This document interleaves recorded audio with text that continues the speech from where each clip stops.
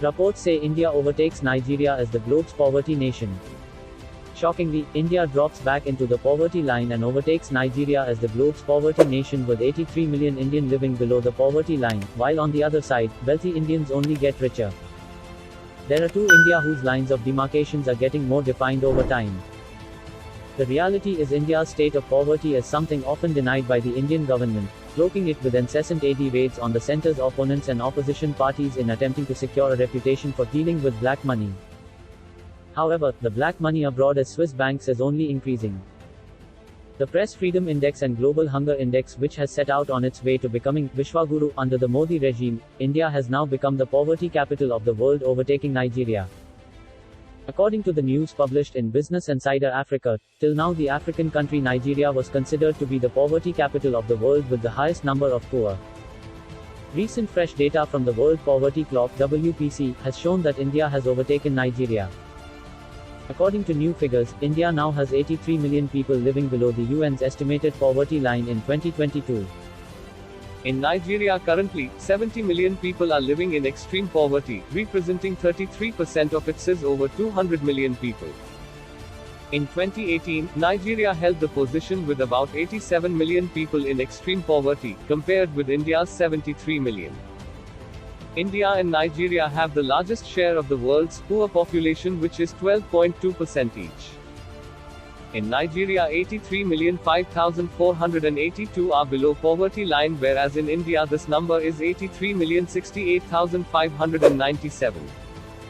According to the State of Food Security and Nutrition in the World Report of the year 2020, 189.2 million people in India were malnourished at that time.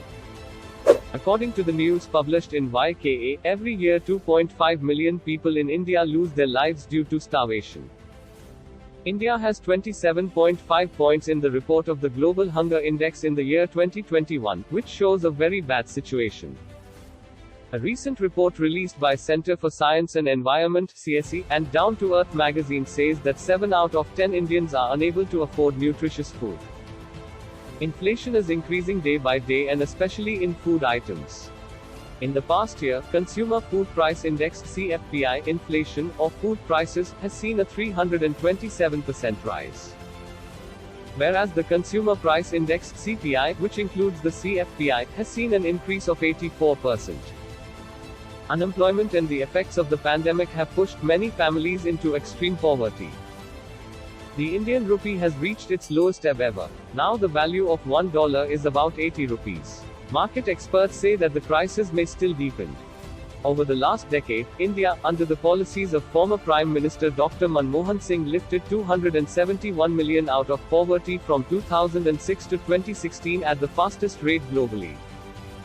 The economic reforms of Manmohan Singh, especially with the scheme of MGNRAGA, eradicated starvation. People in rural areas remember that the poor did not go to sleep hungry in those times and daily meals were ensured. Inequality in Indian society with accumulation of wealth by the opulent. Indian billionaires saw their combined fortunes more than double during the COVID-19 pandemic, and their count shot up by 39% to 142, while the wealth of the 10 richest is enough to fund school and higher education of children in the country for 25 years, a new study showed on Monday.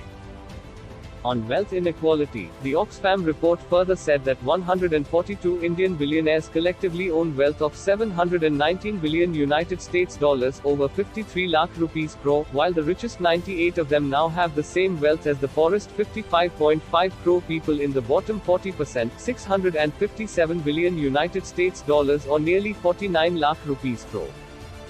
Additionally, the government should also redirect revenue towards health, education and social security, treating them as universal rights and as a means of reducing inequality, thereby avoiding the privatization model for these sectors, Oxfam said. We call upon the government to redistribute India's wealth from the super-rich to generate resources for the majority by reintroducing the wealth tax, and to generate revenue to invest in the education and health of future generations by imposing a temporary 1% surcharge on the rich for health and education, it said. It must be recalled that the global recession in 2008 never hit India, but the 2021 world crisis pushed 83 million Indians below the poverty line, and the two India, the rich and the poor, is emerging into a serious situation.